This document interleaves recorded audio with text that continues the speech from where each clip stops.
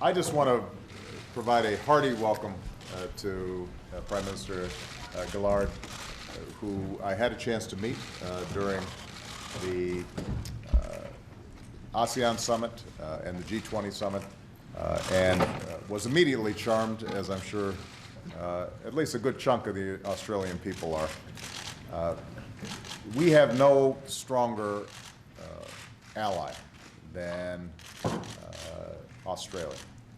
And as we celebrate the 60th anniversary of our alliance, I think it's especially appropriate to have Prime Minister Gillard here. I understand that you'll be speaking to a joint session of Congress, which is a high honor that is reserved for only our closest friends. And I think it's a measure of the degree to which Australians are held in such high esteem by Americans, partly because we share so much. Not only do we share a language, a commitment to democracy, a set of shared values, but I think there's also a shared sense of open spaces and a pioneer spirit. As Prime Minister Gillard said the first time we met, it's what makes us great mates. We've had a very useful discussion about a wide range of issues. We began by me once again expressing, on behalf of all the people of the United States, our deepest condolences for those families that were affected by the terrible floods recently. We want to commend Prime Minister Gillard and her government and all the personnel who were involved for their timely response at what is, I know, a very difficult time. And once again, we want to pledge any support that we can provide to the Australian people in this moment of hardship. We also talked about a wide range of international issues. I'll be traveling this year to Asia once again for the East Asia Summit, and we'll be hosting in Honolulu the APEC Summit. Australia and the United States have a shared interest in expanding trade in the Pacific region, in promoting clean energy, in making sure that we don't have regulatory barriers that prevent our businesses from working across our borders. And so we're very excited about the prospects of joining forces with Australia and other countries to promote growth and employment in the region. We had a good discussion about security, and I want to once again thank the Australian people and the military families who are making such extraordinary sacrifices in Afghanistan. It is not easy. Australia is our largest non-NATO coalition member, making an extraordinary contribution day in, day out. And I want to personally thank Prime Minister Gillard for her strong endorsement of our efforts there. And we discussed the fact that 2011 is going to be a year of transition in which we more and more provide the assistance necessary for Afghans to take the lead in that effort. And we had a discussion about the situation in the Middle East. And I think Prime Minister Gillard and I both share a very firm conviction that the violence that's been taking place and perpetrated by the government in Libya is unacceptable. Australia joined with us in imposing swift and firm sanctions, comprehensive sanctions against the Libyan government. We continue to monitor the violence there. I want to send a very clear message to those who are around Colonel Gaddafi. It is their choice to make how they operate moving forward, and they will be held accountable for whatever violence continues to take place there. In the meantime, we've got NATO, as we speak, consulting in Brussels around a wide range of potential options, including potential military options, in response to the violence that continues to take place inside of Libya.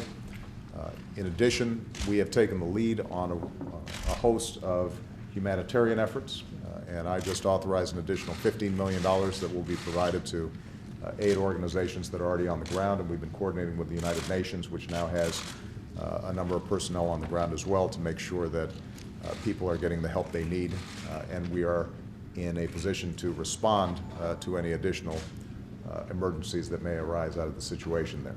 But the bottom line is, I think Australia and the United States stand shoulder to shoulder in sending a clear message that we stand for democracy, we stand for an observance of human rights, and that we send a very clear message to the Libyan people that we will stand with them in the face of unwarranted violence and the continuing suppression of democratic ideals that we've seen there. So because of these shared values, because of the deep and long-standing relationship between our two countries, it is an extraordinary pleasure to have Prime Minister Gillard here, and I have to say that from a distance at least, she is doing an outstanding job, is a very quick study, and we look forward to, since she's a former Minister of Education, visiting a school here in Washington, D.C., where we expect the smart students over there to ask all kinds of difficult questions.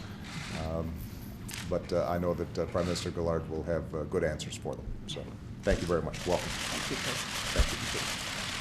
Thank you. Can I say thank you to President Obama? I am moderately terrified about how complicated these questions from students could be, but I'm looking forward to visiting a school with you. I did want to start by saying thank you very much for the warmth of your welcome here, and I am very delighted to be addressing Congress. I know this is an honour for Australia and something that we're very, very pleased and grateful for, so thank you very much for that. We've been talking today about the friendship between our two countries, about being great mates, talking about the 60th anniversary of our alliance, and as I've said to President Obama, I view it as 60 years young. There is so much more to do together in the future, including cooperating as America looks at its force posture, including cooperating in our region at the East Asia Summit and beyond. I've talked to President Obama today about preparations for the G20, about its continuing importance in keeping a focus on growth and on jobs for the future. And we've talked about the importance of trade, both the Trans-Pacific Partnership, where under President Obama's leadership we are hoping at APEC to see major progress, and also the Doha round, where we are hoping to see major progress this year. We've had the opportunity to talk about the fight in Afghanistan.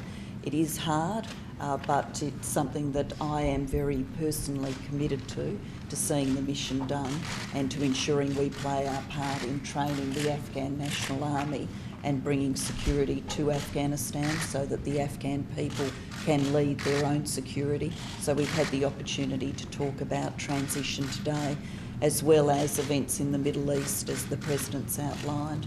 So it's been a very great pleasure to be here.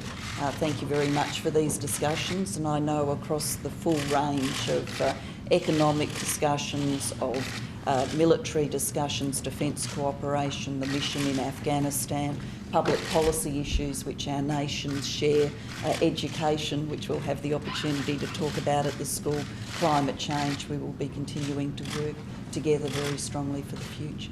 Good. Thank you. Thank you. Thank you very much, everybody. Mr. President, will the U.S. tap Thank you, guys. Mr. Thank you very President, will much. the U.S. tap the SPR to deal with oil prices being Thank so you very high? much, everybody. Anything on the SPR? Thank you very much, everybody. Come on. See you in Australia, Mr. President. I would love to meet you. I'm looking forward to a return visit to Australia. Will it be this year? You know, the first time I was there, I was telling the Prime Minister I was 8 years old, and had a wonderful time in Sydney. Everybody treated me wonderfully, and I hope I get a chance to get back there soon. Are you concerned about gas prices?